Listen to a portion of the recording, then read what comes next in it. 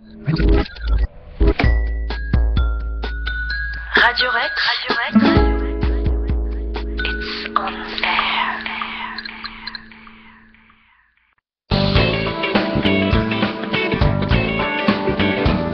air. Restez cordiaux, messieurs, ce n'est qu'un débat. L'histoire nous montre qu'il faut être prudent à ce sujet. Maintenant, c'est absolument pas le même contexte politique. C'est Pompidou et Giscard en 73 qui nous ont mis dans la main des banques. Alors, qui pour le mot de la fin ? Bonsoir à tous et bonsoir à toutes, c'est un plaisir de vous retrouver pour Politiquement Incorrect, l'émission qui annonce comme chaque vendredi votre week-end, avec ce soir Marc, bonsoir Marc. Bonsoir Nico. Avec Baptiste. Bonsoir. Et avec Vincent. Bonsoir à tous. Alors au programme de l'émission de ce soir, la Centrafrique, un sujet dont vous avez peut-être entendu parler récemment. Vous savez que la France intervient actuellement en Centrafrique et donc on vous racontera pas mal de petites choses et tout un débat s'organisera sur ce pays. Ensuite, dans le reste de votre soirée, à partir de 19h30, Cinebdo avec Robin et son équipe, puis Paf Paille. Voilà pour votre programme de la soirée sur Radio Rec. Donc avant tout, nous allons commencer notre émission par ce coup de projecteur sur l'histoire de la Centrafrique dans un premier temps. Alors pour cela, on vous renvoie vers une émission que nous avions réalisée l'an dernier, je crois, Marc. Tout à fait. Où nous parlions effectivement de l'histoire de la Centrafrique avec tous ses dirigeants. Oui, après la colonisation. Après la colonisation. Depuis les origines, parce que c'est un peu long quand même. Voilà, mais nous n'avons pas vocation à faire une histoire totale de ce pays. Ça n'a pas vraiment changé depuis un an, donc voilà. Allez voir l'émission qu'on avait faite là-dessus. Donc avec un ouvrage de Lugan que j'avais cité d'ailleurs. Voilà, pour le cadrage historique. Voilà. Et alors du coup, ça c'est pour donc le cadrage historique tout simplement. Et qu'est-ce que j'allais vous dire ? J'allais vous dire qu'effectivement notre émission donc sur la Centrafrique. Alors, qu'est-ce qui se passe en Centrafrique, Marc ? Il y a toujours des conflits entre les groupes dits terroristes qui sont pas vrais. Enfin bon, c'est toujours difficile de voir ce que c'est que du terrorisme là-dedans. Là, c'est les cas et d'autres groupes qui se sont rajoutés aujourd'hui. Et en fait, quand on regarde un petit peu, c'est Jotodia qui est encore au pouvoir aujourd'hui. Bon, à mon avis, au bout d'un moment, je pense qu'il va quand même, à mon avis, dégager par d'une manière ou d'une autre. Alors, je m'en fous, moi je le connais pas spécialement, je sais ce qu'il a fait à peu près. Et en fait, quand on regarde comment ça se passe, on se rend compte que les conflits de la Séléka font partie d'une ethnie particulière et que le président appartient à une certaine ethnie différente de celle qui se révolte et du coup ça engendre tous ces conflits et ça fait aussi répercussion à ce qui se passe au Mali, ce qui a pu se passer en Côte d'Ivoire avec Ouattara et Gbagbo.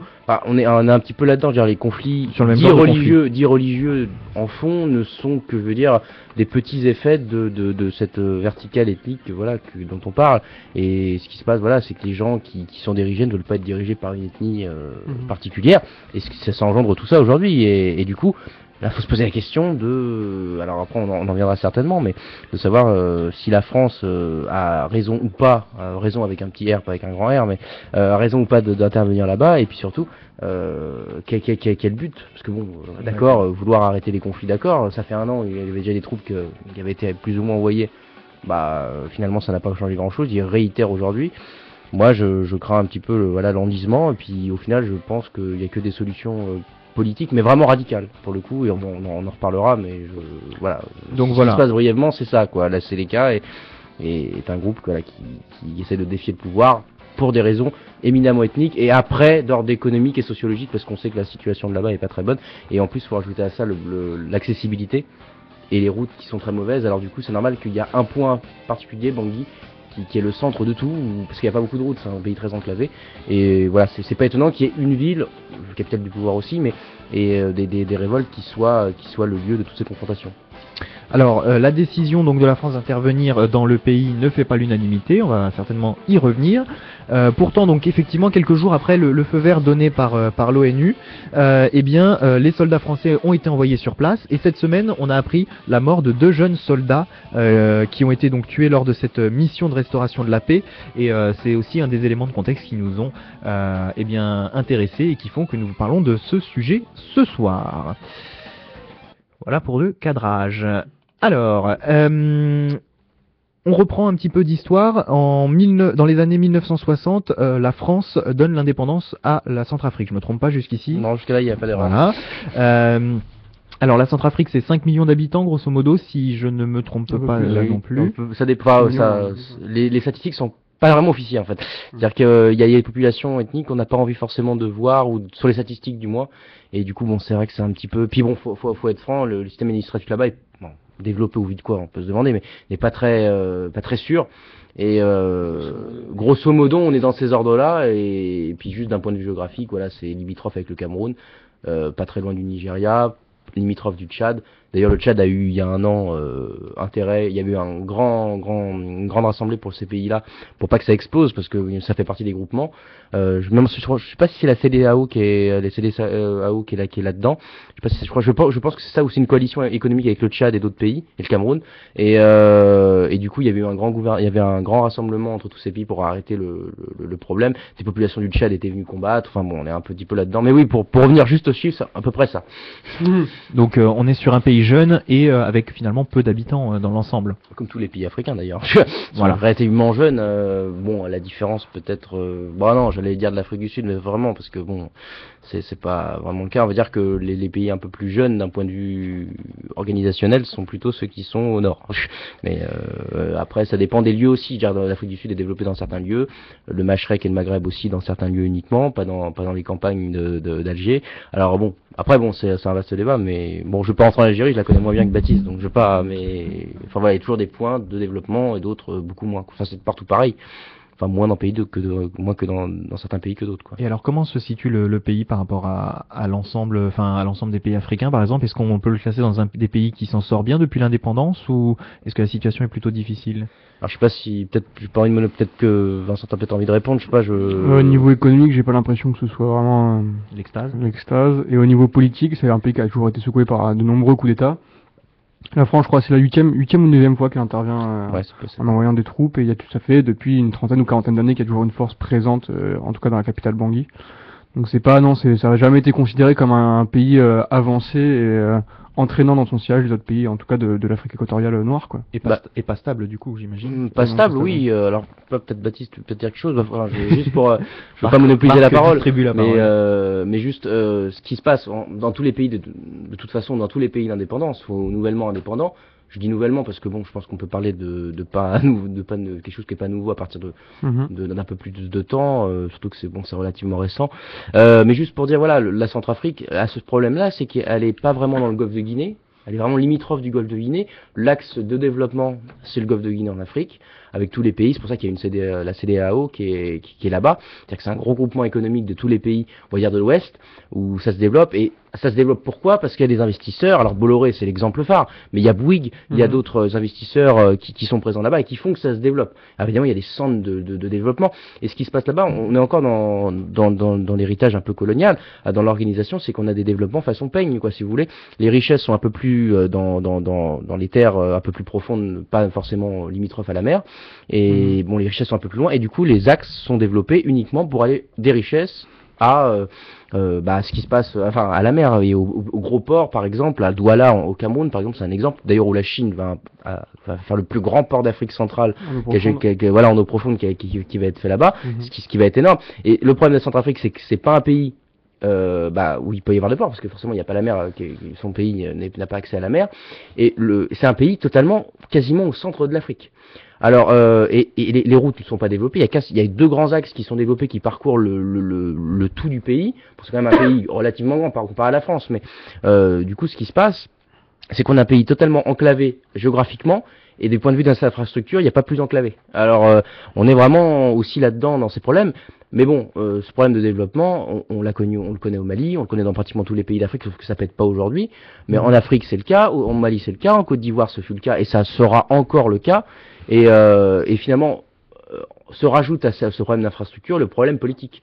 C'est-à-dire comment est-ce qu'on peut faire ou pas cohabiter des personnes qui ne veulent pas cohabiter ensemble, ou plutôt qu'on a un système politique dans lesquels ils ne s'entendent pas. Après, j'ouvre le débat, mais c'est vrai que pour le coup, c'est depuis les indépendances, tous les pays d'Afrique sont plus ou moins en guerre. Après, il y a des intérêts à révéler ou pas les conflits qui s'y trouvent. Après, parce que dans beaucoup de pays, c'est comme ça. Mais bon, après, il y a peut-être des intérêts aussi, peut-être pas, mais bon, ce qui fait qu'on en parle, c'est ces actions-là de la France, par exemple, ou d'autres.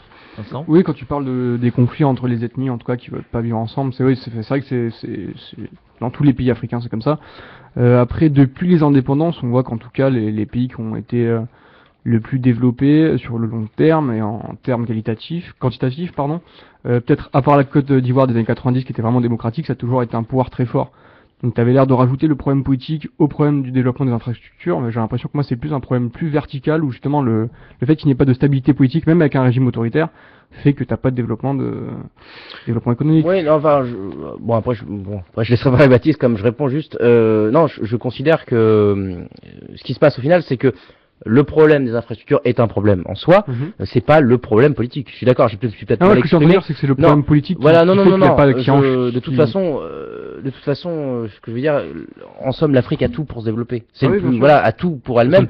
C'est juste qu'après, évidemment, la stabilité politique fait que, oui ou non, on peut se développer. Mais je pense que l'intérêt occidental, avec des guillemets, a un jeu, parce qu'on peut pas d'un seul coup partir de rien et de construire. Il faut des innovations, il faut des technologies particulières, il faut des méthodes de construction.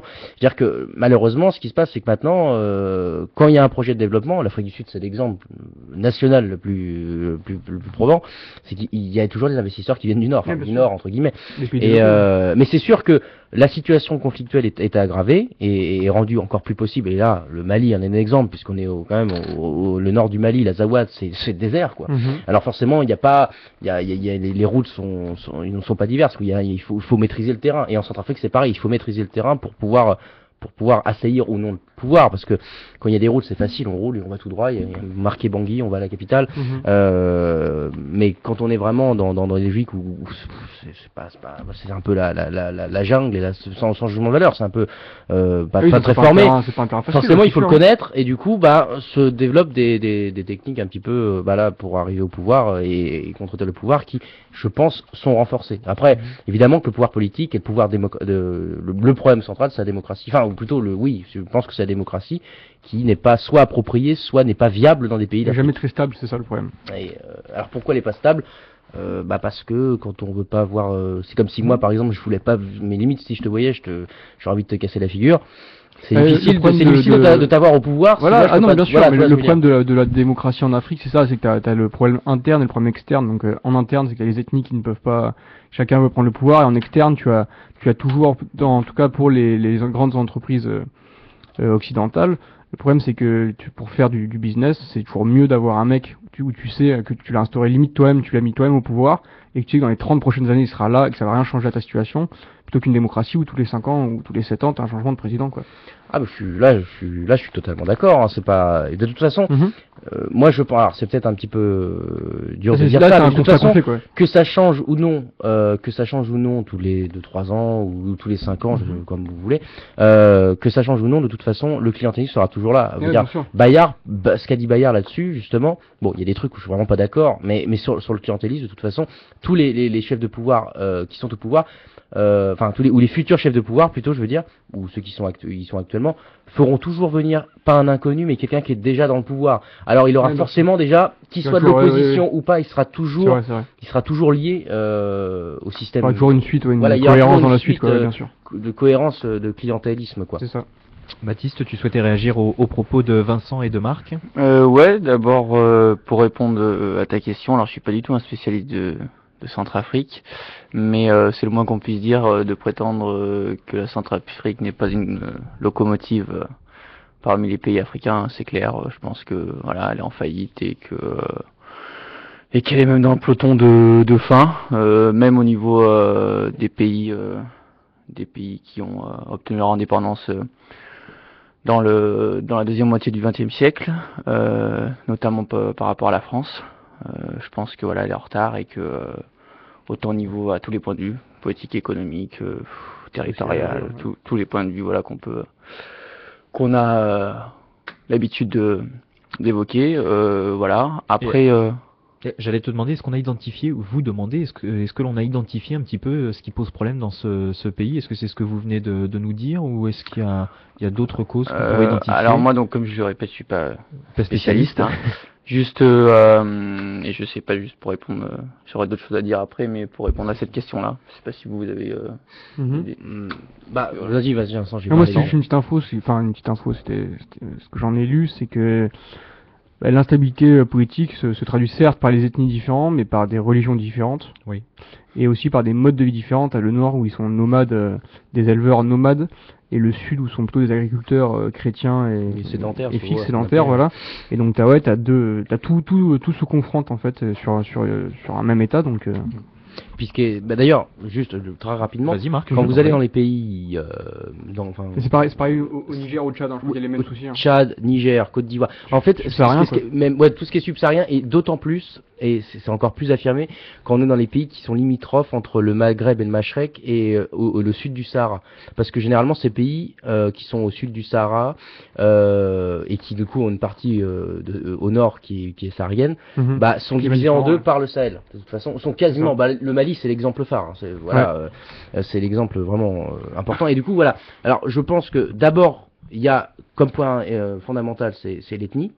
Alors évidemment, et puis même dans les conflits, c'est-à-dire que comme les frontières ont été tracées à la règle par la conférence, dans l'ordre de la conférence de Berlin, forcément, soit on a regroupé des personnes qui pouvaient pas s'entendre, soit on a séparé des personnes qui s'entendaient, mais qui se sont retrouvées dans deux pays différents, en Côte d'Ivoire ou je sais pas, au Cameroun par exemple aussi, en Mauritanie. Enfin bref, il y a plein d'exemples.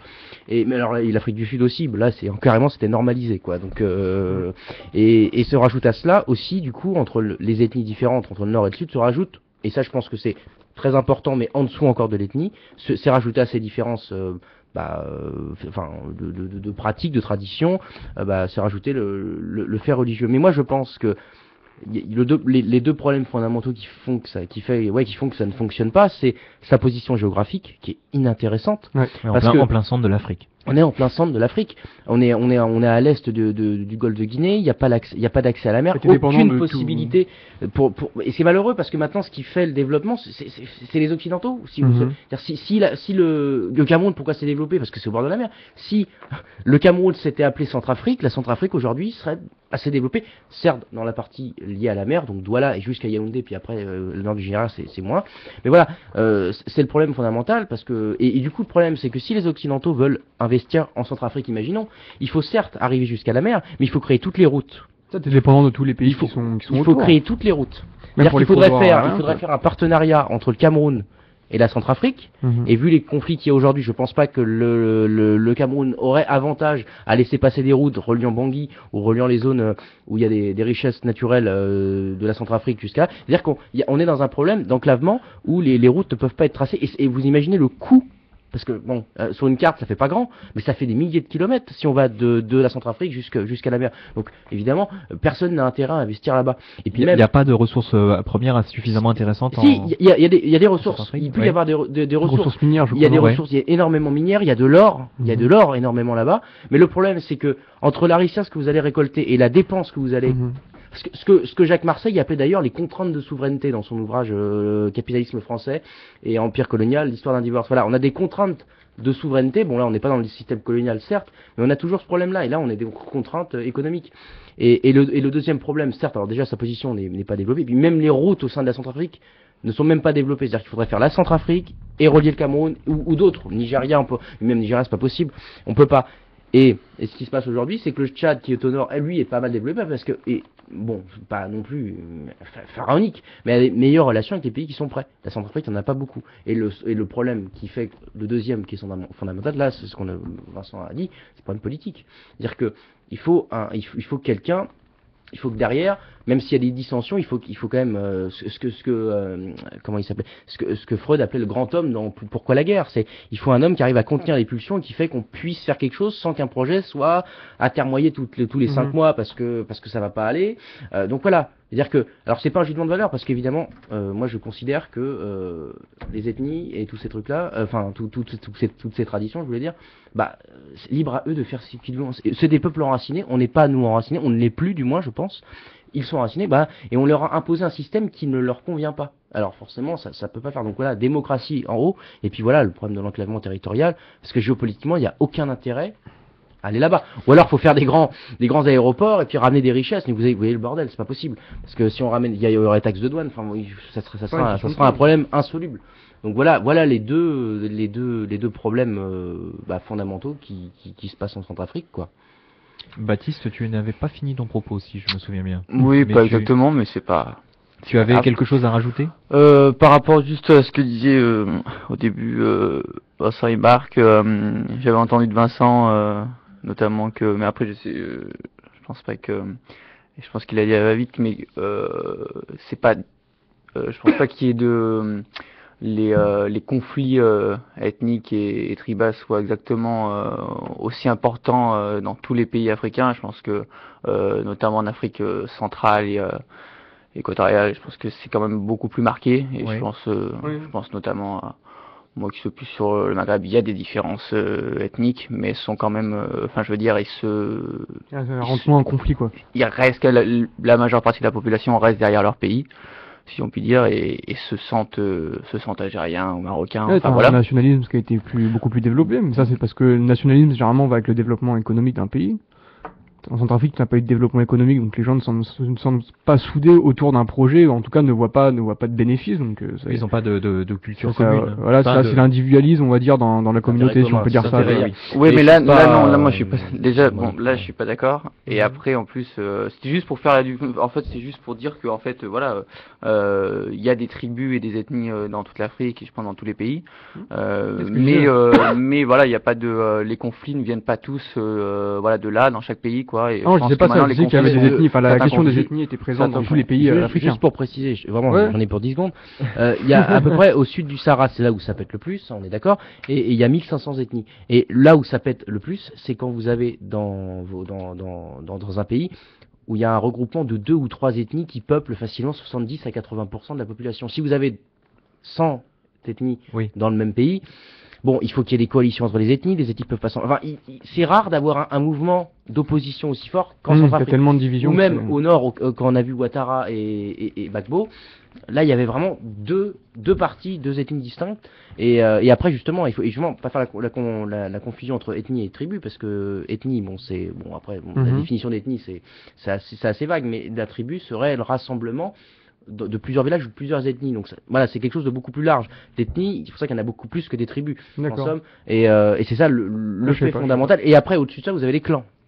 Et bon, enfin, après, c'est des divinations faciles, mais l'ethnie, c'est vraiment la base. Et après, bon, il y a des coalitions ou non. Mais voilà, juste pour répondre à Baptiste, voilà, il faut vraiment pour que ça pète, il faut qu'il y ait des grosses ethnies majoritaires ou des grosses coalitions énormes. Afrique du Sud, voilà. Soto, Kossa. Oui, non, Et mais Zulu. je disais juste, voilà, que c'était juste moi pour répondre à Vincent, voilà, justement qu'il n'y a pas, enfin voilà, les conflits ne viennent pas dans tous les pays d'Afrique, n'ont pas un rapport essentiel Non, mais avec j'avais pas dit ça. Hein. J'avais avec dit que, enfin, que la question des ethnies était présente dans tous les pays, avec les mais ethnies. pas forcément que ça entraînait des conflits. Alors que non. là, voilà, on voit en Centrafrique que ça a un impact prépondérant. Après, voilà, juste pour revenir à ce pays, voilà, c'est le parent pauvre, ça semble être l'un des parents pauvres africains, hein, c'est clair. C'est le moins qu'on puisse dire qu'ils sont mal lotis, ils ont tout à refaire, ils ont tout à démarrer. Et c'est vrai qu'il faut que, voilà, c'est un tel Il y a chantier beaucoup que de- c'est de- difficile. voilà. Alors voilà, bien sûr directement, on parle de politique, mais voilà, je pense que même avant tout, il y a des petites choses très concrètes, voilà, à faire. Alors après, voilà, il y a ce débat de qui doit le faire, qui peut le faire. Je crois qu'après, bon, indirectement, on arrive à des questions de voilà d'impérialisme, de non-impérialisme, voilà, des choses comme ça pour essayer finalement de mettre en place ce qui pourrait être la meilleure forme de gouvernance dans ce genre de pays. Après, moi, je crois que je vais sûrement aller peut-être dans le sens de Marc, de ce que j'ai compris. Je crois que c'est vrai que faut comprendre que c'est très spécial dans ce genre de pays. Il y a quand même voilà un fort clientélisme. J'ai du mal à penser qu'on va éteindre ce fléau très rapidement. Je pense qu'il y a une forme aussi de gouvernance un petit peu patriarcale où c'est très voilà, c'est ancré chez je sais pas si Je suis je suis d'accord. d'accord. Voilà, c'est difficile à expliquer de chez nous, mais c'est vrai qu'ils ont des formes voilà de vie avec voilà avec des tribus, avec énormément d'ethnies, avec des clans, voilà, avec plein de niveaux un petit peu des strates de gouvernance et de domination. Et je crois que notre forme de démocratie à nous, voilà, après au-delà du fait que impérialisme, pas impérialisme, mais la question elle est surtout de trouver la bonne formule pour que ces gens acceptent d'être dominés au niveau étatique. Voilà. Parce qu'après, ils acceptent d'être dominés à certains niveaux, mais après, étatiquement, voilà, il faut trouver une formule pour qu'ils acceptent une certaine autorité. Alors voilà, je sais pas, j'ai pas forcément la réponse là, mais c'est vrai qu'en tout cas notre forme de démocratie et en plus, voilà, notre niveau en France, je pense qu'on est particulièrement avancé. Alors ça c'est mon avis personnel, mais je pense qu'on est particulièrement avancé de ce côté-là. Donc même s'il y a énormément de choses à revoir, on peut pas parler directement, on peut pas penser quand on pense à ce pays à avoir une forme de gouvernance et un régime politique similaire au nôtre. Et donc voilà, faut voir donc on peut pas faire le même plat. Je vais faire une comparaison un petit peu hasardeuse avec la cuisine. On peut pas faire le même plat avec d'autres ingrédients. Vous voyez ce que je veux dire? Faut pas confondre les choses, quoi. On peut pas leur imposer une gouvernance comme exactement sur le même principe que la nôtre, quoi. Parce que Moi, je rejoins totalement ce que dit Baptiste. Mais alors, là où peut-être, je sais pas, parce qu'on n'a pas poursuivi, mais la question que je me pose, c'est est-ce qu'on continue en essayant d'imposer toujours la démocratie, ou est-ce qu'on pense à autre chose? C'est ça que alors j'ai pas de réponse toute faite. Évidemment, c'est beaucoup trop compliqué parce que bon, même si, comme disait Baptiste, il y avait beaucoup de choses à revoir en France. Le système démocratique, des fois, bon, moi j'ai tendance à dire que ça part un peu en déliquescence depuis un certain moment maintenant. Peut-être parce qu'on est allé même, on est peut-être trop avancé même, je pense. Moi. Et puis je pense, voilà, ça rejoint d'ailleurs ce que disait Revel, Jean-François Revel dans un bouquin il a fait un truc qui s'appelle En France, un bouquin très court, assez vieux d'ailleurs, mais il disait, au final, c'est pour ça que je nuance un petit peu ce que je dis, parce que si la démocratie aujourd'hui on dit que ça part en déliquescence, c'est aussi elle qui permet de mettre en avant ce que l'on juge comme une déliquescence. C'est-à-dire que c'est elle qui permet. C'est pour ça que moi je mettais en avant le fait, je vais dans ce sens-là, il y a énormément de choses à revoir, mais je mettais par effet de comparaison, la France a un tel niveau de développement politique que voilà, on peut se permettre d'aller à l'encontre d'énormément de choses parce que voilà, culturellement notre culturellement et politiquement, voilà, on est c'est pas que culturellement, je voulais dire, c'est qu'on est acculturé, si je vais trouver le mot, on a une telle culture politique, je pense, on a atteint un tel niveau que comparé aux autres, hein, que je pense que voilà, on peut dénoncer certaines choses et voilà, on dénonce à tout va, et je pense qu'on va peut-être même aller trop loin, et je pense que voilà, on essaie de réguler énormément de choses et voilà, on essaie que tout soit parfait maintenant, et donc on va tellement loin que bon ben on peut les choses peuvent paraître être démesurées parfois, et donc on dénonce aussi énormément de choses, mais on peut se permettre de dénoncer dans un pays comme le nôtre. C'est pour ça que je pense qu'on est particulièrement développé. Après c'est sûr qu'il y a énormément de choses à moi je suis d'accord. Bon, évidemment il y a beaucoup de choses à voir, mais voilà, c'est ça ce qu'il faut retenir, c'est que on critique, c'est parce que si on critique la démocratie, c'est uniquement parce que la démocratie nous permet de révéler des trucs que l'on pense comme des antidémocratiques ou comme des affaires ou comme le buzz, comme on dit. Voilà. Donc, et je sais plus quelle était la question du départ, je m'excuse, mais pour répondre directement à ce que dit Baptiste, moi je suis d'accord. Je veux dire, il y a des formes de patriarcat, des formes très très différentes. Alors c'est sans changement de valeur. Moi je trouve que voilà, ils sont enracinés, c'est leur choix, et je pense que sur certains points ils ont des fois bien raison.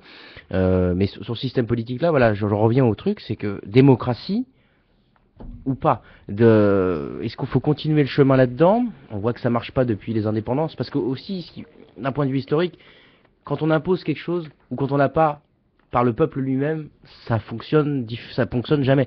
Et à cet exemple-là, il y a des peuples ça a des contextes un peu particuliers, mais je les défends pas, mais dans le cas du Maroc, du Swaziland et même un petit peu du Lesotho pour certains trucs, ils ont pas mis en place la démocratie, et ça pète quasiment jamais.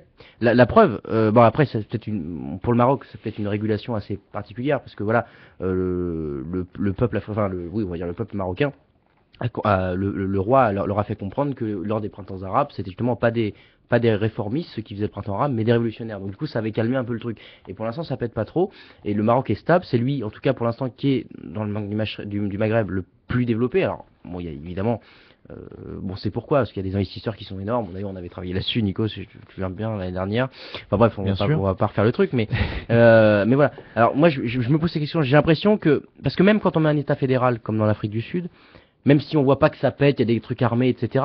Le but c'est pas non plus de comprendre. C'est pas parce que forcément il y a un conflit armé, il n'y a pas de conflit armé que ça va bien.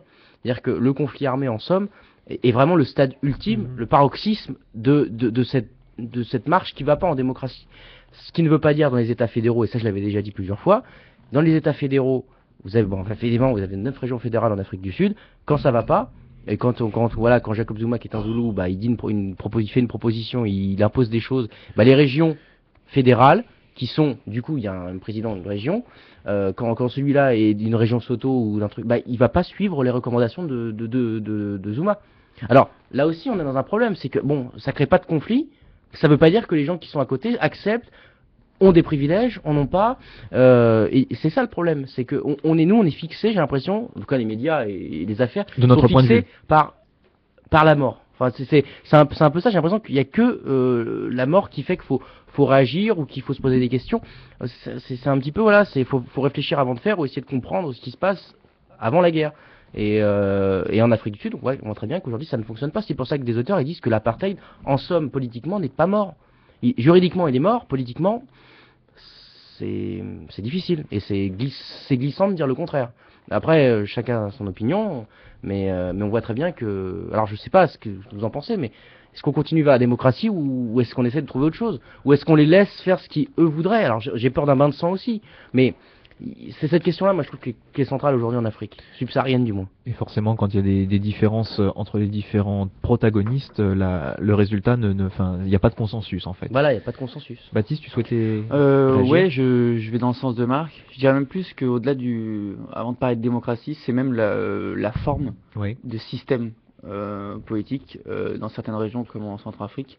C'est-à-dire qu'on a voulu leur imposer des États finalement. C'est-à-dire voilà, c'est la forme étatique même. Ouais. Alors moi, pour répondre juste à l'Afrique du Sud, c'est un point de vue très personnel. Je suis pas non plus spécialiste de ce pays, voilà. Mais même si c'est vrai que bon, on peut voir énormément d'entraves à certaines libertés et énormément de problèmes encore raciaux là-bas. Je pense que avec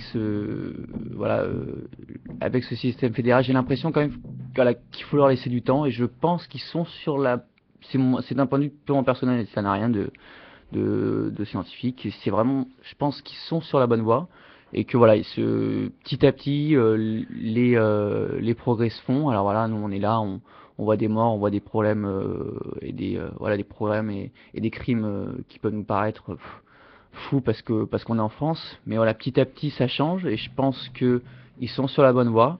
Et après voilà, j'ai une vision un peu de nos canons occidentaux en matière politique, donc j'ai foi en l'État, j'ai foi en la démocratie et je pense que l'État, pour moi, après on verra peut-être plus tard, mais notamment en Europe comme on le voit où notre forme de gouvernance est en train de se mettre en place et arrivera peut-être à prendre le dessus sur l'État, mais j'ai foi en ce système-là et je pense que c'est malheureux à dire, mais le continent africain, voilà, alors dû peut-être à la colonisation, dû à d'autres choses, a subi tellement de problèmes internes que finalement politiquement et au niveau de la gouvernance sont très en retard et finalement il faut qu'ils démarrent du début et il faut qu'ils choisissent et qu'il faut qu'ils voilà qui déjà le problème du découpage est un énorme problème et après qu'ils arrivent à se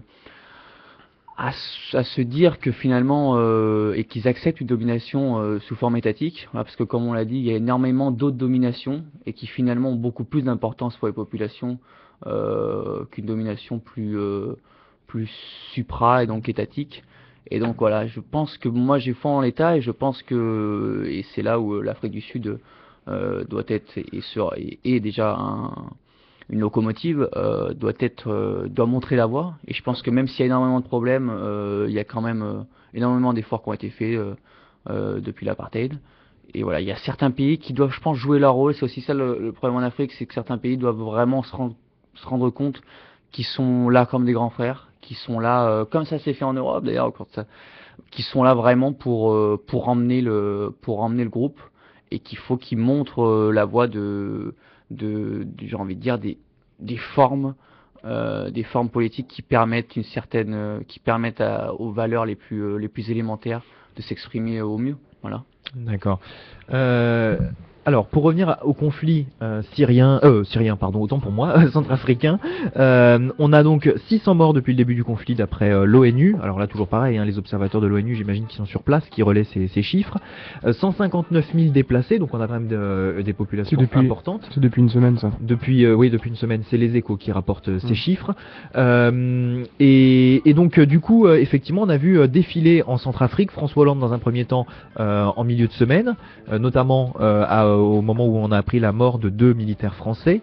Et puis le ministre de la Défense était aujourd'hui en Centrafrique, Jean-Yves Le Drian, et la France a envoyé 1600 hommes en Centrafrique pour le moment, et je crois qu'il y en a encore d'autres puisqu'on doit arriver, il me semble, à 2000 hommes environ sur le 2500 hommes sur le conflit pour résoudre ce conflit. Alors justement, la présence française en Centrafrique, est-ce que, donc bon, on l'a tous dit ici, finalement la France va dans la prolongation c'est un pays qu'elle a sous couverture, on va dire, quelque part. Je sais pas si... C'est ça le précaré, Nicolas. Le précaré. Le précaré. Et donc ça veut dire le précaré, c'est un petit peu les anciennes colonies. L'héritage colonial, quoi. Voilà. Elles sont précarées, voilà, c'est ça, quoi.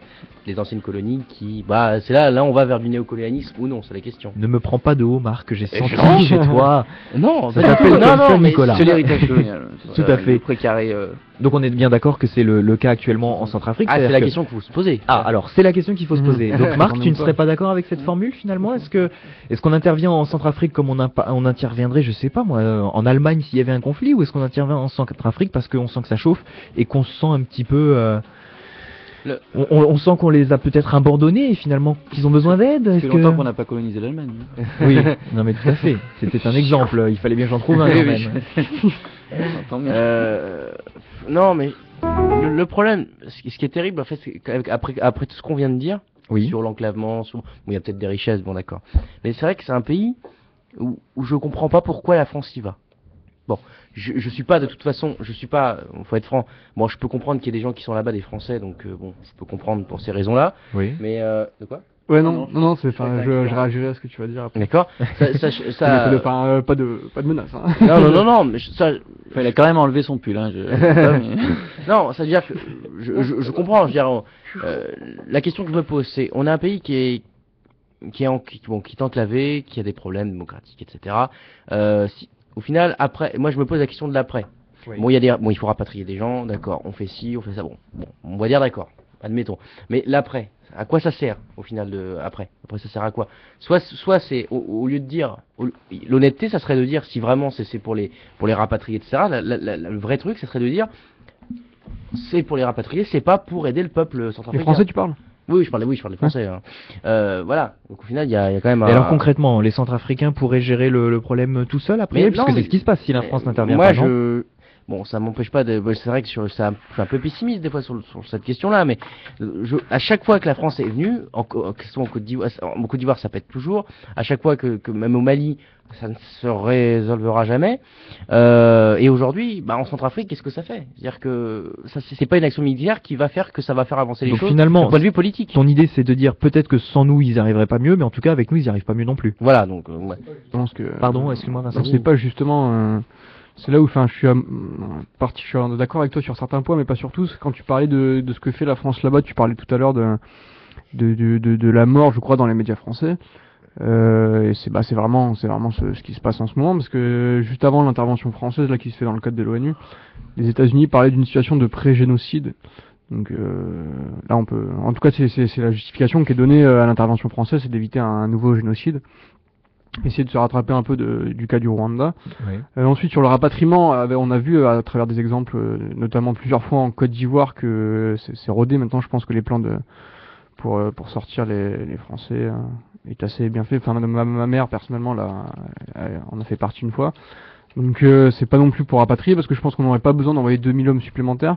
Après, c'est vrai que là où je te rejoins, c'est que la situation elle est pas claire du tout, dans le sens où il y a aucun plan de qu'est-ce qui va se passer plus tard, quoi. On a un peu l'après, peur. Ouais, l'après, on sait pas, quoi. Enfin, ça peut peut-être faire comme au Mali où on va essayer de remettre en place un peu un système démocratique en essayant de se barrer en disant regardez, on n'est pas parti comme des lâches, mais au final. Non, mais Le Drian parlait d'une mission sur 6 mois. 6 mois, démocratiquement, tu fais rien. Tu fais rien. Tu remets un mec au pouvoir, mais t'attends le prochain coup d'état. Mais Quoi, Djibouti va pas se barrer, hein. Parce qu'au Non, final, ça, il est pas- c'est pas la cible. La cible, c'est la CDK. Et... Non, je suis d'accord, mais il parlait, ouais, voilà, c'est ça. Mais bon, lui, il est arrivé au mois de mars sur un coup d'état. Oui. Le précédent, François Bozizé, était là depuis 2003 sur un coup d'état. Donc, on sait qu'à ce niveau-là, ça va pas rester stable longtemps. Hein. Baptiste. Ouais, sur ce sujet-là, je pense plutôt aller dans le sens de Vincent. Je comprends très bien ce que veut dire Marc. C'est pas du tout manichéen, donc voilà, c'est difficile d'avoir un point de vue très tranché. Mais ce que je pense, c'est que voilà, comme dans un feu de forêt, avant de penser à replanter, il faut déjà éteindre le feu, quoi. Ah, c'est une Donc, belle métaphore. T'es très fort ce soir Non, sur mais les métaphores. C'est une belle métaphore. Non, mais Oui. c'est ça un petit peu, c'est-à-dire que voilà, il faut penser à l'après, bien sûr, et c'est le rôle du politique. Mais là, voilà, on peut pas non plus. J'ai du mal, et surtout venant, voilà, d'un pays dont c'est un petit peu, comme on dit maintenant, le précaré, puisqu'il l'a colonisé. Voilà, je pense que c'est quand même un petit peu son rôle. Ça peut paraître. Voilà, un petit peu redondant de ça, mais je pense que c'est quand même son rôle, voilà, quand il voit que la situation finalement est juste au niveau sécuritaire, je parlais au niveau humain et sans solution dans le pays, et que finalement les autorités de là-bas n'arrivent pas à avoir la solution. Avant, voilà, de penser en matière politique, faut penser en matière humaine, faut penser, je pense, juste à sauver des vies. Alors c'est très simpliste, mais ça fait quand même, c'est quand même très facile de dire aussi et de parler et de faire des jolis mots et des bouquins en pensant politique, en pensant ci, en pensant ça, pendant qu'en même temps il y a des milliers de morts et il y a des milliers de gens qui souffrent. Alors je suis d'accord. Après mais le problème, ce que j'ai un peu du mal avec aussi. Alors j'entends bien après ces histoires d'intérêt, il faut surtout pas être dupe, ces histoires de commercial et avec l'Occident, avec les occidentaux et tout ça. Mais comme on l'a vu, c'était pas au niveau c'était pas l'organisation d'Afrique que tu avais dit là, CEDEAO. c'était pas la CEDEAO, je crois que c'était par rapport à l'Afrique centrale, mais c'est une. Oui, mais c'est entre euh, le Tchad, mais je sais pas. Voilà, c'est ça. Mais surtout, tu avais bien dit justement que ça C'était avait pas fait facile. exactement. Donc il y avait une coalition d'Afrique centrale qui, je sais plus non plus le nom exact, qui avait voulu intervenir et donc qui était intervenu. Et finalement, alors je sais pas exactement pourquoi, mais je pense que ça doit être sur ça et je vois pas je vois pas pourquoi. Je pense qu'après l'ONU a envoyé donc une mission et ensuite donc finalement maintenant la France en renfort de l'ONU a envoyé une mission parce que justement la Sous mandat de l'ONU, évidemment. sous mandat de Ouais, il l'ONU. n'y avait pas de présence onusienne avant. Non, non. Elle devrait arriver maintenant justement pour. Il y Il n'y avait pas de casque bleu, c'est justement la France, c'est parti sous mandat de l'ONU en premier. Ouais. Et normalement, Ouais, mais il y casques avait bleus la, doivent il y avait la être en- mission, il y avait la mission pour la Centrafrique. Il y avait une mission sous mandat de l'ONU. Déjà. Ouais, il y avait une mission. Il y avait une Justement, elle mission- n'avait pas délégué aux pays africains, justement. Justement, il y avait ces pays d'Afrique centrale, mais pour sûr, il y avait une mission, la MISCU, ou je sais plus, c'est ça La MISCA, mais ça, c'est les pays africains en fait qui sont intervenus, mais sous mandat aussi de l'ONU. Voilà, C'est-à-dire c'est ça. que C'était. Au début, on c'était a pour- voulu que les pays africains c'est ça, gèrent se débrouillent eux-mêmes eux-mêmes. la crise. Voilà, Oui. mais en fait, ça s'est passé, c'est ça. Mais je crois qu'au départ, ça s'est passé, voilà, avec des pays d'Afrique centrale, Ouais. avec une organisation africaine, et Mhm. après finalement l'ONU, Ouais, avec ça. les pays africains, a pris le relais. C'est ça que je voulais dire. Après, C'est ça, que voilà. je sois la même. Enfin, ouais. Donc en fait, c'est ça un petit peu que je remets en cause, c'est que finalement les États africains, et sans finalement, et parce que l'ONU représente aussi cette forme d'impérialisme occidental, sans finalement une organisation qui est finalement l'image des canons occidentaux, sans celle-ci, elle n'arrive pas elle-même à résoudre le problème juste au niveau sécuritaire et au niveau humanitaire. Alors après, je veux bien moi qu'on parle d'occidentalisme, d'impérialisme, mais finalement, sans cette organisation-là, et sans après la France qui arrive en renfort, parce que finalement on a vu que cette organisation n'arrivait pas à tout faire et qu'elle avait du mal, et donc on a décidé sous mandat de l'ONU, la France, d'intervenir. Sans ces deux interventions, voilà, on serait dans une situation catastrophique. Et là, on est encore dans une situation comparable à la catastrophe, mais voilà, on avance au niveau sécuritaire. Mais c'est ça un petit peu que j'ai du mal avec un petit peu voilà cette rhétorique. Je la comprends tout à fait parce qu'après il faut voir dans l'après, c'est le rôle du politique. Mais voilà, en attendant, quand on se lève et quand on pense à écrire son article, il y a des gens qui sont en train de mourir et l'Afrique pour l'instant n'arrive pas à régler ses problèmes toute seule. C'est ce que j'ai l'impression quand même quoi. Là, je suis clairement d'accord avec toi. Oui, Vincent. D'ailleurs, c'est pas la première fois où dans un conflit africain, l'ONU, enfin en tout cas le monde essaye de privilégier que ce soit les pays africains du coin qui règlent le problème. C'était pareil, on a eu la même chose en Côte d'Ivoire ou en Somalie où c'est des forces armées, des pays limitrophes qui envoient des armées et au final ça change rien et justement ça contribue même à dégrader la situation quoi. Donc il y a une espèce de, enfin ouais, quand on voit qu'il y a un conflit commence, j'ai l'impression que les pays occidentaux essayent que les pays africains se débrouillent un peu et qu'on attend vraiment le dernier moment, que ce soit vraiment la merde pour y aller nous-mêmes. Donc on voit clairement que c'est pas une solution qui marche et ça fait 20, 30 ans que c'est comme ça. Donc il faudrait peut-être remettre les bases en question et changer le point de vue quoi. Ah oui, alors, je reprends la parole 2 secondes, juste pour préciser un truc, oui. C'est la communauté économique des États d'Afrique centrale, qui comprend le Tchad, la Centrafrique, le Gabon, me semble-t-il, je crois. Je crois que c'est ça. Alors, je viens de m'en souvenir à l'instant, j'ai une citation africaine que je me demande si c'est pas en lisant sur le Cameroun que j'ai dû la lire.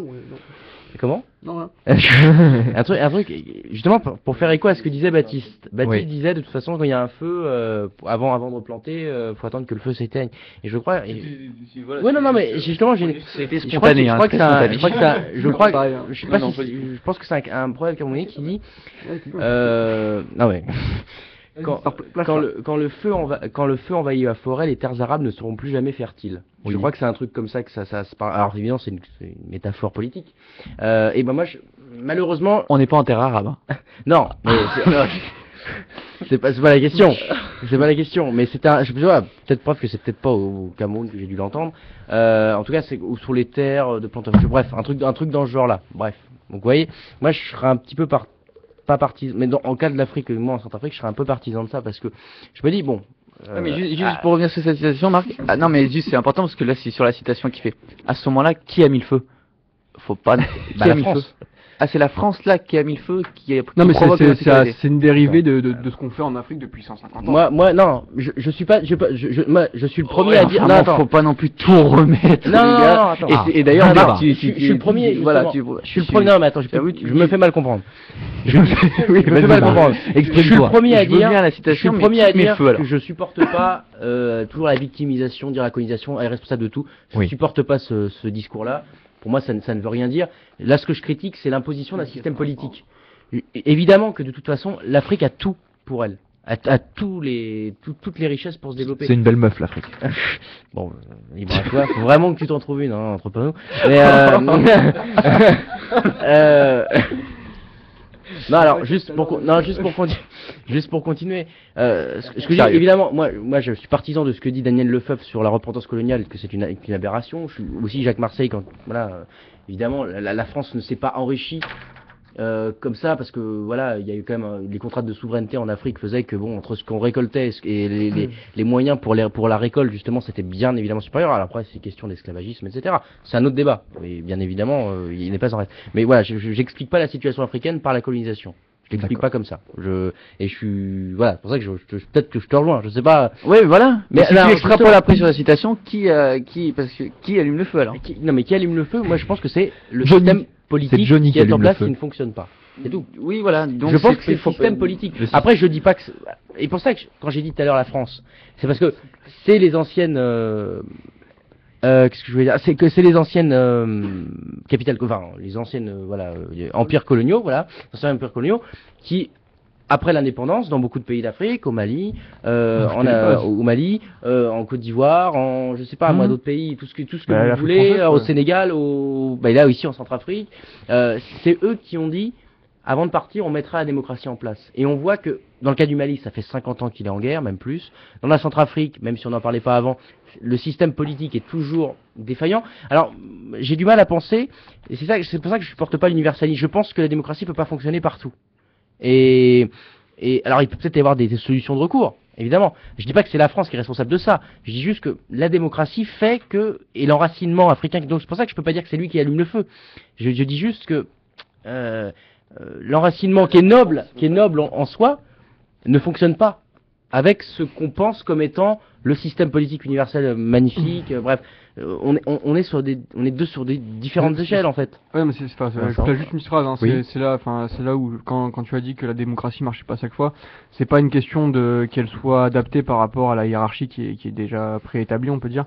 C'est que on les a pas bien préparés à ce système-là. En France, la démocratie, elle est pas, enfin, il y a eu la Révolution française, mais c'est pas venu en Mais un ils ont mois. peut-être c'est pas pas- envie- elle a ils ont mis- peut-être elle a pas mis envie un de Ils se n'ont pas préparer envie, non c'est que plus, hein. quand il a Ils fallu ont peut-être pas qu'on envie. parte parce que c'était chaud pour nous, on a jeté les bases de la démocratie, on s'est cassé vite fait. Le problème, c'est qu'on justement on les a confrontés à un régime politique qui n'était pas cohérent avec leur système hiérarchique traditionnel. Et ça veut pas dire forcément que ça ne marche pas, c'est que ça met du temps à rentrer dans les coutumes et dans les fêtes. Et on a voulu instaurer ça trop vite. Et c'est là où Et si ça met du temps, c'est peut-être Mais parce que les Marc- peuples n'ont pas envie de l'avoir. Peut-on avoir un autre système C'est pas dans une l'idéal question que la d'envie, démocratie? Ouais, bah, C'est-à-dire que Si je peux messieurs, Vas-y. mais Baptiste Baptiste souhaite je vais intervenir, répondre à Marc et à Vincent. Mais- Juste à Marc, je vois où il Sur la va démocratie. je vois à peu près où il va en venir, mais à ce moment-là, il ne répond pas à ma citation. Parce que, enfin, ça ne, Tu y tiens à ta citation. Non, mais ça répondait pas exactement à ma Alors, citation parce que, parce que finalement, peu importe, finalement, de ce que j'ai compris, Marc, il rejetait pas finalement la faute ni sur les Occidentaux. Enfin voilà, et c'est difficile encore à analyser parce qu'il faut du temps pour analyser ces choses-là. Et voilà, c'est pas comme ça qu'on dit que lui est coupable et eux sont coupables et que et donc voilà, mais reste quand même que finalement le problème, même s'il est que le feu a été mis à la forêt, quand il est là, il faut quand même l'éteindre. Oui. Voilà, peu importe. Je suis désolé, c'est pour ça que ça va pas à l'encontre forcément. Quand il y est, on sait pas encore à qui il est dû, mais quand il y est, il faut l'éteindre. C'est là-dessus que. Je peux juste répondre après, tu vois, après, Ouais. vraiment. Moi, alors bon, c'est vrai que je pensais avoir à peu près répondu. Vraiment, j'ai pas répondu. Mais à chaque fois qu'il y a eu une intervention française ou autre, onusienne, Oui. bref, le but c'était d'arrêter voilà, le feu justement pour Oui. reprendre la métaphore. Mais au final, on n'a jamais cherché à replanter quelque chose. On n'a pas cherché à modifier quelque chose. C'est-à-dire que justement, si ça a pris feu, c'est peut-être qu'il y avait une formule chimique qui a fait que ça a foutu le feu. Alors c'est peut-être la démocratie et dans la forme démocratique qui a été pensée en Afrique. Mais dans ce cas-là, la forme, oui, c'est là-dessus que je la voulais forme, t'entendre. voilà. La Non, mais forme juste- démocratique, parce que voilà, finalement, oui. l'idéal de Et démocratie. c'est là où on rentre dans le Et colonialisme par contre. Et c'est là où après où on peut se faire. Voilà, sur la forme. C'est là sur la forme Non, mais- politiquement. Mais on rentre dans parce le que sur la colonialisme. démocratie en elle-même, je veux dire, Oui. ça reste quand même un idéal que, ne serait-ce qu'au niveau Je termine. local, les peuples Oui, j'entends bien. décident. Voilà, d'ailleurs, c'est certainement plus facile au niveau local. Puis ensuite, ce qui pose problème, c'est l'échelon étatique, Mais celui c'est ce qui que- c'est ce que regroupe je veux des dire, et c'est populations pour ça que qui j'ai ne sont dit à pas de la l'encontre même de ethnie. Vincent, ça a tout à voir avec l'État et avec les formes de domination. Ça Voilà. a tout à voir avec Mais- ça. Parce qu'après, on peut pas. Parce que c'est très facile de faire la démocratie à petite échelon et tout échelle. ça, mais après, quand tes gens se rendent compte et quand tes gens sont sur une même place publique, après, il y a tellement de divergences qu'il faut une forme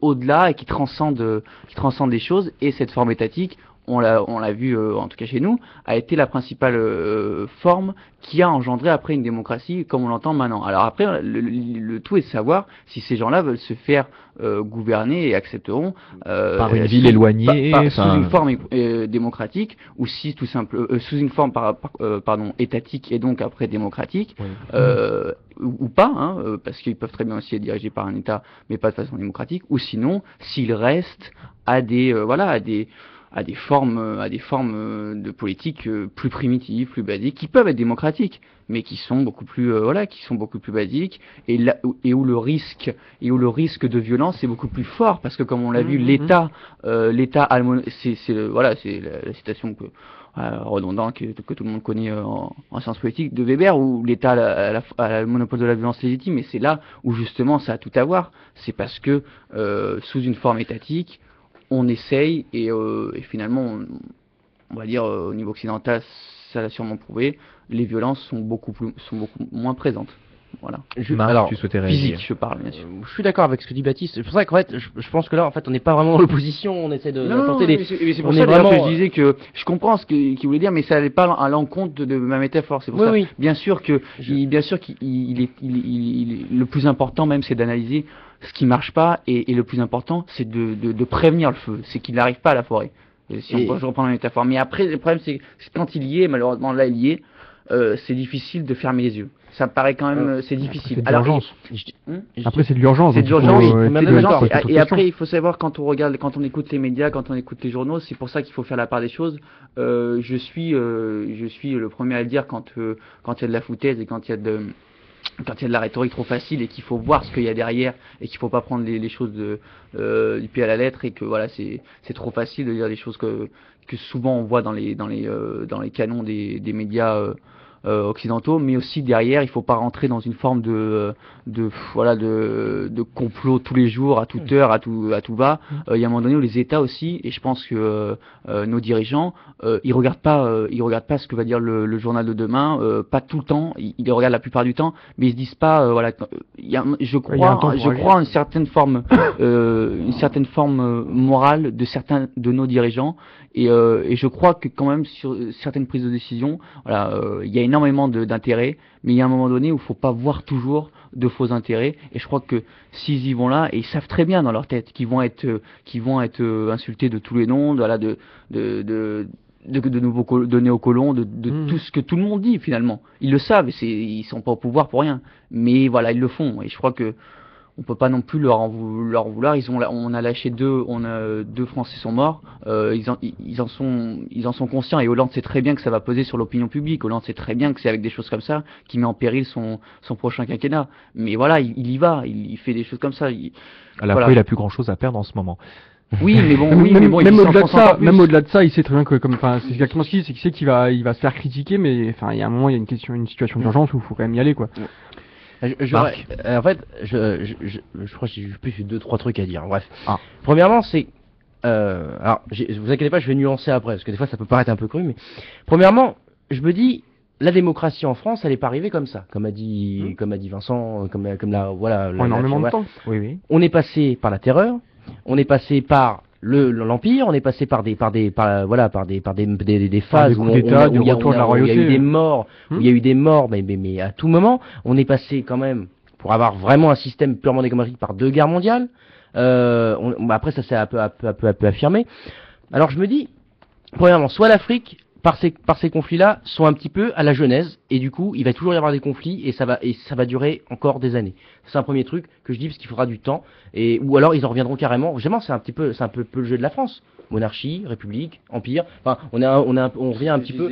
Voilà. Et, Voilà. et finalement, la Mais France a fait ça seule. Oui, non, Elle mais n'a pas eu d'intervention spécialement. Enfin, si, il y a eu des interventions oui, extérieures, mais il y a eu des effets extérieurs, on est d'accord. Mm. Mais bon, ça. Alors, et la deuxième chose que je me dis, c'est que finalement, est-ce que la France ne serait pas seulement en train d'éteindre une partie du feu qui reprendra toujours? C'est-à-dire que, alors c'est là où est le problème, et là où Baptiste a raison, c'est que si on n'arrête pas le pyromane qui est dans la forêt pour continuer la métaphore. on veut éteindre le feu, mais Oui. il y aura toujours le feu ailleurs.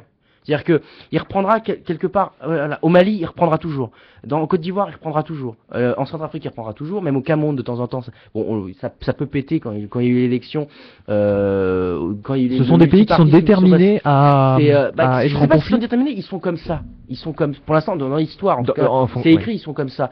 Et la dernière chose que je me dis, c'est que, alors, soit, faut le laisser le temps, et dans ce cas-là, faut pas, limite, enfin, c'est dur à dire, mais dans ce cas-là, faut pas intervenir, il faut qu'ils se foutent sur la gueule pour après peut-être avoir la stabilité, je sais pas. Soit, la deuxième solution, c'est de savoir, on intervient, ok, on essaye de limiter les dégâts et limiter l'incendie, limiter les conséquences, ok aussi. Dans ce cas-là, il faut aussi les effets, l'après. Et l'après, c'est essayer de se demander, et là, d'avoir une vraie interrogation sur le devenir, et de savoir si la démocratie fonctionne ou pas, ou non, et à savoir comment on peut trouver des systèmes alternatifs qui plaisent. Alors, le but, ça serait pas évidemment de laisser les Africains faire, parce que de toute façon, avec le clientélisme et les rivalités ethniques qui sont importantes, il pourrait jamais y avoir d'entente.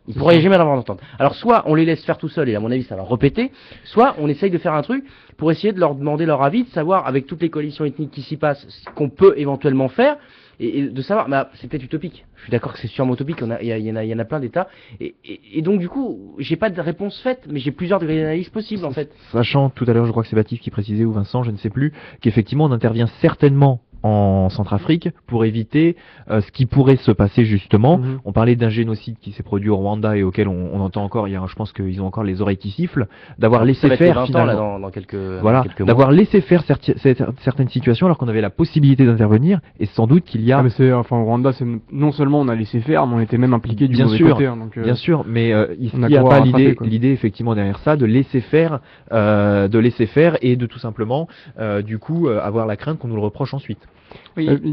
Baptiste, tu souhaites... Oui, Vincent. Je vois, c'est juste, ouais, enfin, dans tous les cas, faut pas penser aux critiques qu'on aura, parce que si on laisse faire, on va se dire, regardez, c'est vous qui avez foutu la merde, en partie, ou en tout cas, qui avez posé les bases du problème, et vous essayez pas de le régler. Et si on intervient, on va être taxé du fait qu'on essaie d'instaurer une solution qui n'est peut-être, comme on dit depuis tout à l'heure, en fait, qui n'est pas la bonne pour eux. Et c'est ça, en fait, les pays occidentaux, je pense qu'on a une volonté de mettre les choses à plat et de calmer les situations, mais on essaye, les solutions qu'on essaye de leur inculquer rentrent toujours en contradiction avec leur fonctionnement à eux. Et c'est là où il faudrait qu'il y ait une réflexion plus profonde qui soit amenée en tout cas, et qui prendra plus de temps, mais... Baptiste, non, mais sur ce point-là, je pense qu'on on va à peu près tous dans le même sens. Je reviens juste sur ce qu'a dit Marc. Après, je sais pas si c'est utopique ou pas. Je pense que pour l'instant, et c'est d'accord, ça peut paraître utopique, mais ça peut devenir moins utopique bientôt, oui. Et c'est là où. Mais je crois que par contre, ça m'a paru moi ce que tu as dit, et c'est peut-être ça. Hein, je sais pas. Et ça m'a paru quand même très pessimiste. Et c'est vrai que c'est vrai, mais ça l'est. à entendre, disons que ça fait de la peine pour le continent. C'est même pas pour, mais c'est vraiment pour le continent, ça fait de la peine. Bah, Quoi. j'ai mis une Et je optimisme quand même. mais non, mais je suis plutôt. Je dis pas que je suis contre, Non, hein, mais je serais plutôt moi, je suis plutôt, de toute façon au vu de la situation et des situations qui nous sont rapportées tous les jours par les médias, et même si on n'y croit ou pas, voilà, à force on est un peu obligé. Je crois qu'on peut être que pessimiste. Après, au-delà de ça, quand tu disais voilà, les solutions elles peuvent pas venir des Africains, et voilà, et finalement on le voit, ils n'arrivent pas à mettre en place de solutions. Là c'est encore plus difficile à entendre, par contre c'est pas du tout une opinion, hein, c'est vraiment difficile à entendre au point de vue moral et pour eux. Et ce qu'il y a, c'est que par contre, si on part dans cette direction, et si on pense vraiment que la solution, en tout cas à la base, à la genèse, elle doit venir des Occidentaux, il va pas falloir à ce moment-là, on peut pas se permettre de dire ça et critiquer à tout va derrière les interventions occidentales. On peut pas, c'est pas possible de jouer là-dessus, parce qu'on n'est pas, parce que le statut d'observateur il est joli, voilà, il y a une énorme différence entre la situation de l'homme politique qui est dans l'urgence, qui ne peut pas voir à long terme, qui a énormément de voir, qui doit voir mais qui peut pas forcément tout le temps voir à long terme, qui a énormément de choses à prendre en compte.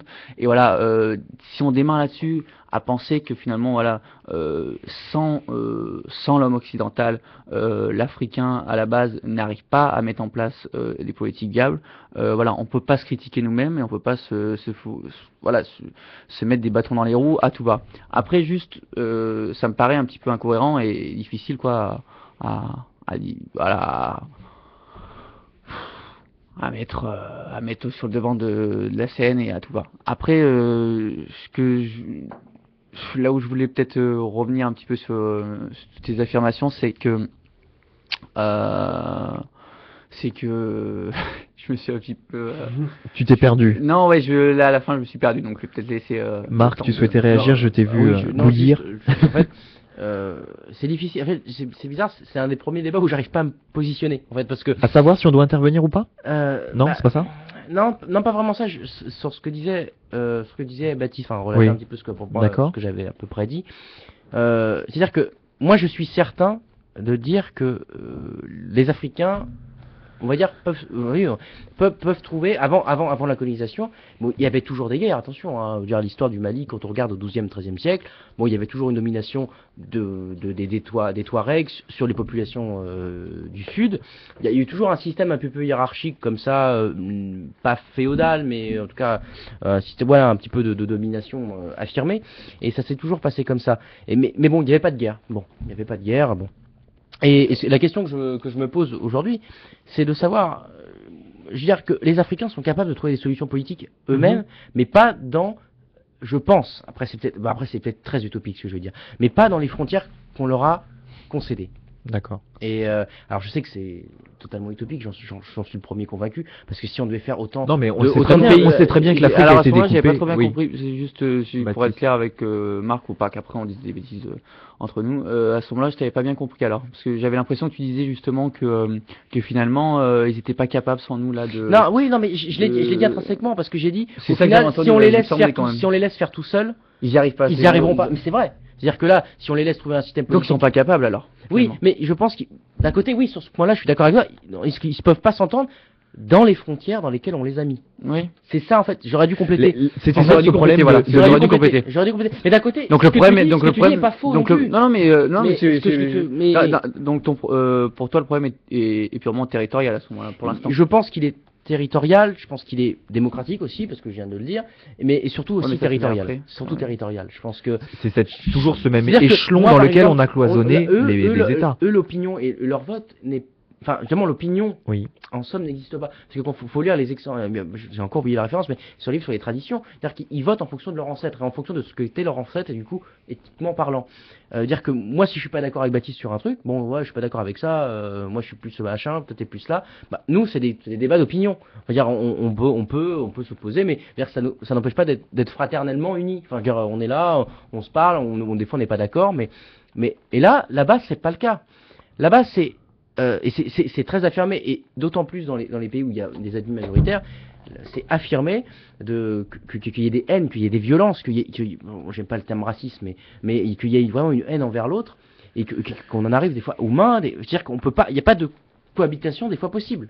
Et c'est ça c'est ça. Et des fois c'est un peu pas camouflé. On essaye de faire des politiques différentes, mais bon, au final il y a toujours cette haine-là. Et du coup, oui, d'un côté, oui, dans le système, dans le jour même là aujourd'hui, et beaucoup à mon avis après, oui, ils peuvent pas trouver de solution tout seuls parce qu'ils ne s'entendent pas. Et du coup, voilà, ça rejoint ce que disait Baptiste. Et d'un côté, ce que je n'ai pas nié non plus, mais je compléterai en disant voilà que le système territorial tel qu'il est fait aujourd'hui a montré depuis sa création. Enfin, depuis sa création, parce qu'avec la colonisation, ça a empêché les conflits. Alors, évidemment, sur la domination, l'esclavagisme, bref, tout ce que vous voulez. Mais évidemment, mais ça a empêché les conflits ethniques. Il n'y en avait plus. Et dès qu'on a fait tomber les frontières, et dès qu'on a fait tomber la colonisation, bah, ils sont revenus. Centrafrique, Mali. Le Mali est en guerre depuis quand même 1961. C'est quand même, on en fait tout un speech aujourd'hui, mais faut s'en rappeler. Baptiste. Ouais, je vais juste, je me suis retrouvé dans ce que je voulais dire. Ah, juste, génial. voilà, moi ce que je demanderais à la limite, c'est d'être simple, mais face à tout ça, et au débat qui s'amène, parce que finalement j'ai envie c'est difficile à dire, mais j'ai envie de demander aux Africains, c'est avant de nous demander de les comprendre, d'essayer qu'eux-mêmes ils comprennent ce qu'ils veulent vraiment. Et voilà, comment ils voient leur avenir et comment ils arrivent à se mettre d'accord sur les formes politiques et ensuite donc ça viendra à l'économie, ça viendra, mais avant tout, on sait très bien, c'est par la forme politique que les avancées arrivent. Comment ils veulent être gouvernés? Je pense que c'est à eux, voilà, d'être clairs aussi, parce qu'ils peuvent. Voilà, je suis d'accord, on peut penser, voilà, et on peut dire, voilà, ils y arriveront pas sans nous, et donc il faut essayer de trouver les meilleures solutions et tout ça.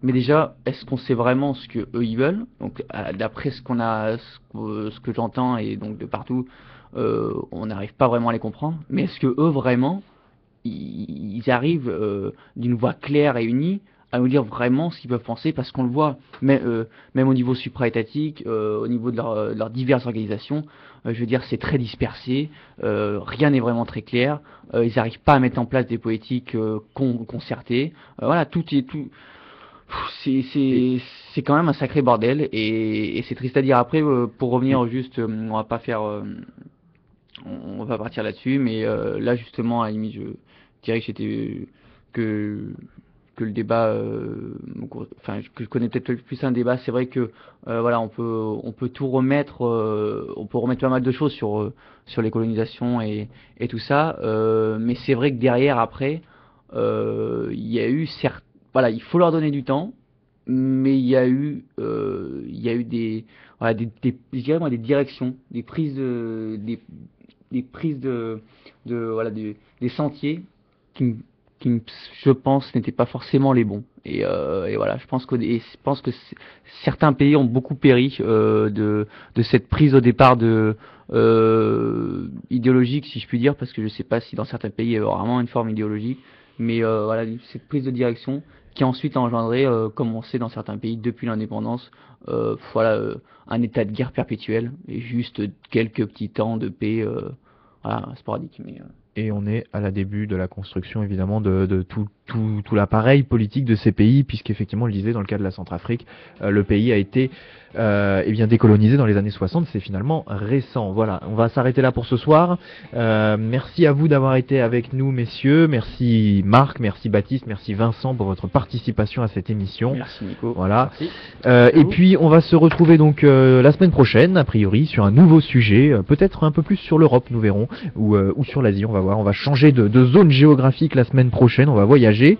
J'ai le programme de Paf Paille sous les yeux à partir de 21h ce soir, donc les infos télé de la semaine, la sélection des programmes diffusés la semaine prochaine, les livres du mois aussi, bref, tout plein de petites choses sur le petit écran et sur le monde des médias de manière générale, je pense. Merci beaucoup, et puis très bonne semaine à vous tous, bon week-end, et à bientôt sur Politiquement Incorrect et Radio Rec, bien sûr.